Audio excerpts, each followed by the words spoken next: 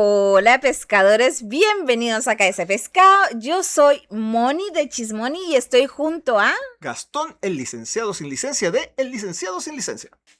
Pescadores, hoy venimos a hacer una especial serie de las premiaciones a los Oscars 2026 de las películas estrenadas en 2025.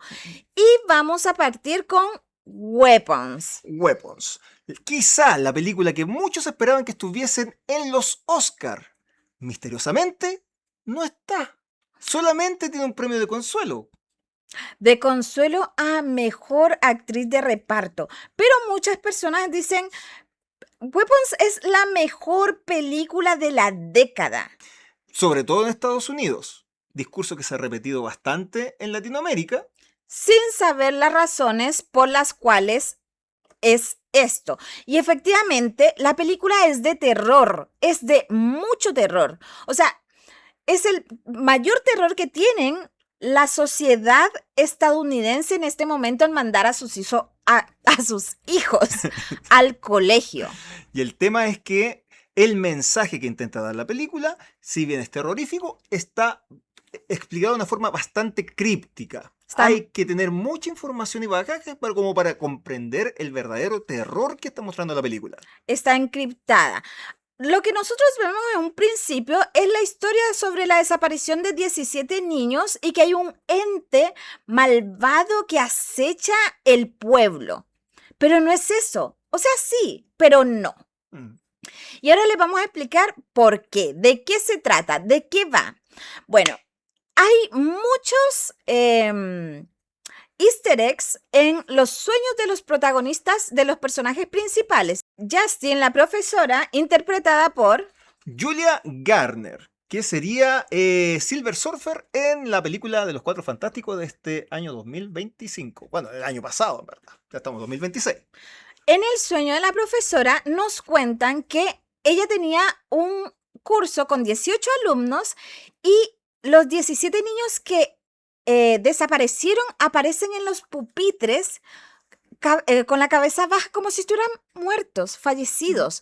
Y el único sobreviviente, que fue el único que llegó a la clase al día siguiente de la desaparición de los niños, aparece con una sonrisa macabra y un maquillaje así tétrico. Ese sería el primer sueño.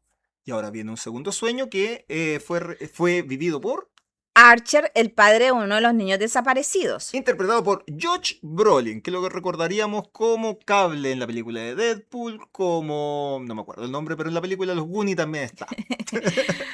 Y este es el sueño que es mucho más develador, por decirlo de una forma. ¿Por qué?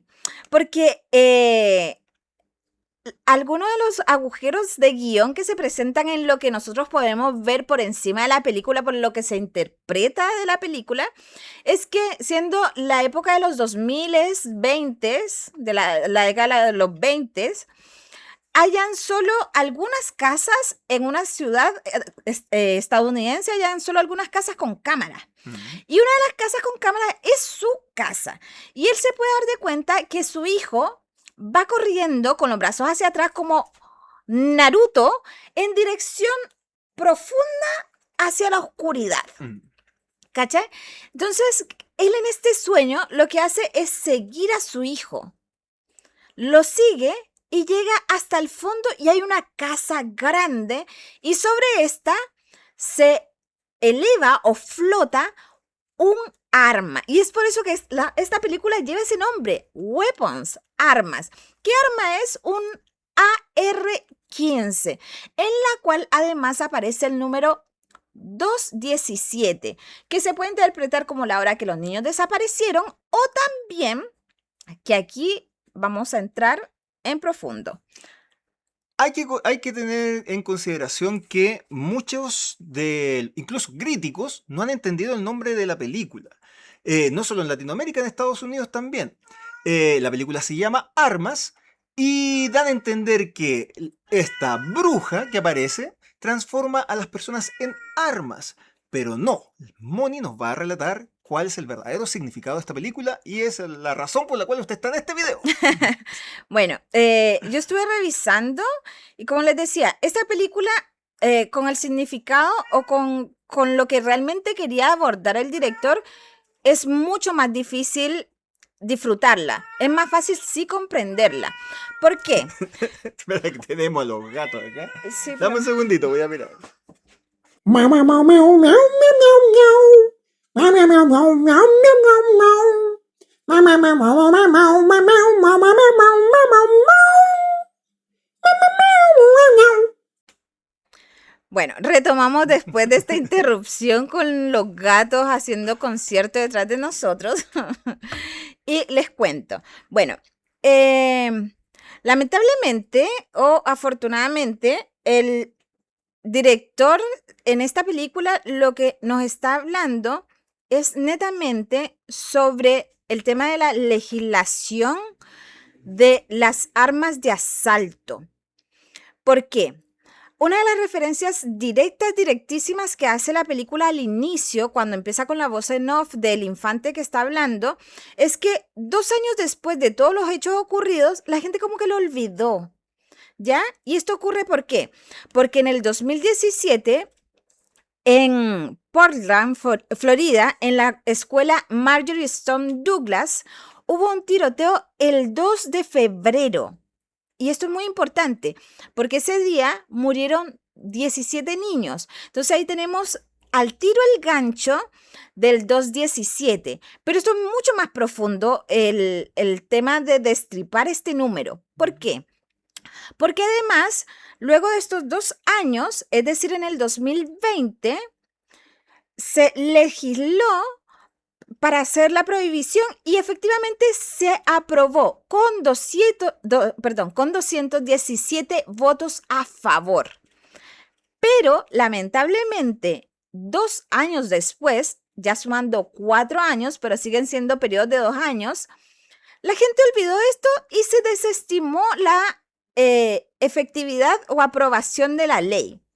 Entonces, esto es lo que nos están planteando y es tan sorprendente porque algunos cuentan que el guión en un principio se iba a mencionar que los niños estaban haciendo estas cartitas de San Valentín que se hacen los gringos en esa época porque se iba a celebrar San Valentín.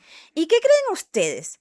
Que efectivamente el tiroteo de la escuela de Portland fue el 14 de febrero, es decir, en San Valentín mismo. Entonces existe la gran posibilidad de que el guionista, que es el mismo director, haya pensado en este suceso, lamentable suceso, para crear el guión de la película y por razones de posibles demandas de los padres de los niños que murieron, se cambiaron ciertos detalles, como por ejemplo quitar el tema de que fue el 14 de febrero, entre otras cositas. Que fue en víspera de San Valentín. Mm. Y lo otro, obviamente, que también van a haber estas cosas fantasiosas porque al final la gente olvida con el transcurso del tiempo y eso es lo que ocurre con la capacidad que tenemos los seres humanos para adaptarnos a situaciones horribles y hacerlas cotidianas.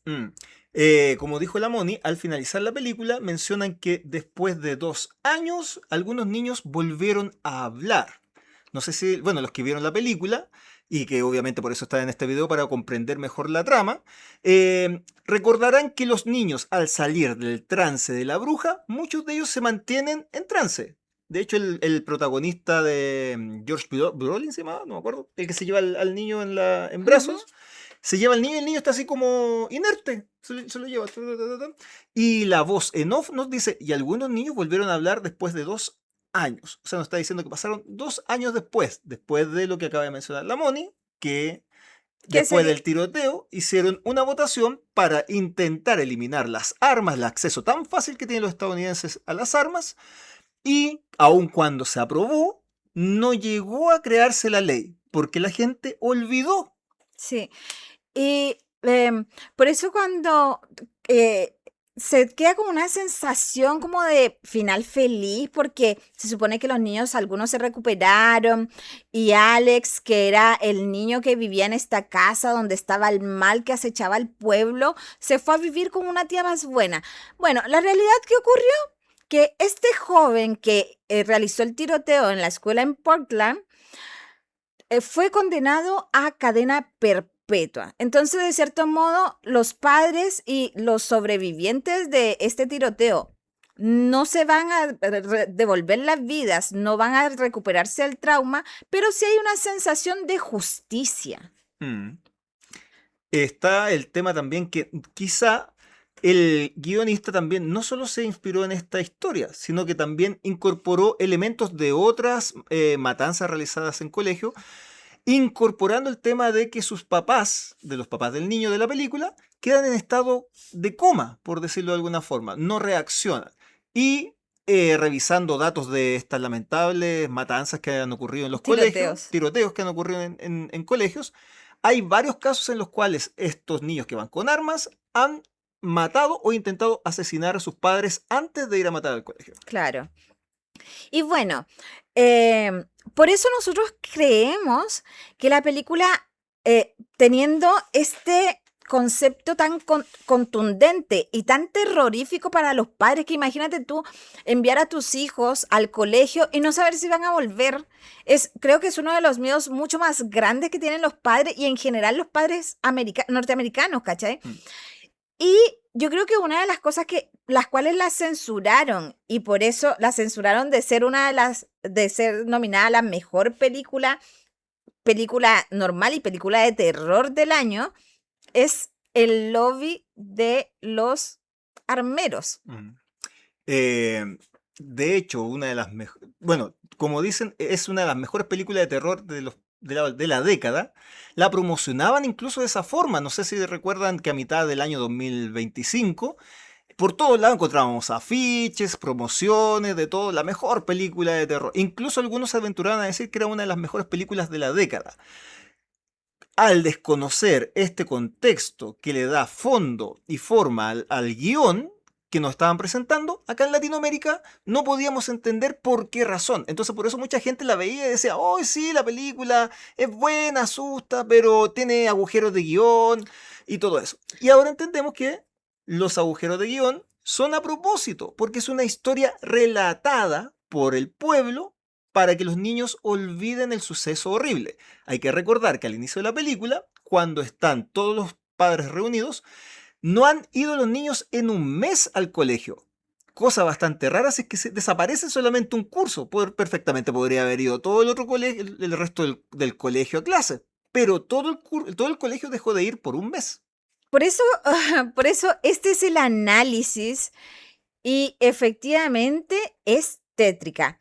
Si bien, desconociendo todos estos antecedentes, la película tiene jumpscare, que son estos sustitos que uno dice, ¡ah! Me asusté, ¡oh! Me asusté. Y claro, luego tiene estas cosas bajadas de línea donde te hace descansar de esa tensión de esta bruja malvada, este mal que acecha, pero el mal siempre ha estado ahí, presente, constante. Olfateándonos, pero nosotros desde ese desconocimiento, tanto cultural como social, no lo podíamos entender.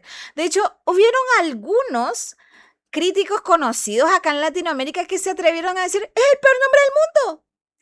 ¡Es una mierda ese nombre! Aunque no. Hay que reconocer que las personas que tradujeron la película, tanto para Netflix, Latinoamérica o España, no colaboraron mucho. De hecho, le colocaron la hora de la... ¿Cómo era? La hora de la desaparición. O sea, no cooperaron ni siquiera para ayudar a entender el concepto general de la película. Pero es que más encima, claro, con ese nombre que sobre todo enfocaba... Es que, ¿sabes qué?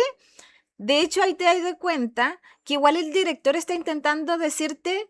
El mensaje es aquí, en la hora de la desaparición, en el número, en los 217 representantes que aprobaron la legislación en contra del uso de armas de asalto en Estados Unidos. Y aquí está, como mencionó la Moni anteriormente, ese grupo de personas que impide que la segunda enmienda, ¿se llama? Sí. Sea abolida y no sea tan fácil adquirir armas para cualquier ciudadano estadounidense y terminen estas matanzas. Hay un grupo muy fuerte de gente con mucho poder que está inmersa en varios sectores de la economía estadounidense, dentro de ellas posiblemente el entretenimiento. Esta película es tan potente para Estados Unidos y el mensaje que entrega que, por alguna razón que podemos intuir, no fue incorporada en los Oscars. Esta película para muchos estaba destinada a estar en los Oscars, pero Lo está. no está al menos como mejor película. Sí. ¡Ojo! Hay una película que nadie esperaba que se llama Fórmula 1. Yo tengo una teoría también que quizá Weapons, voy a decir armas. Weapons. Armas sí estaba en la nómina de las 10 películas nominadas a los Oscars y la retiraron.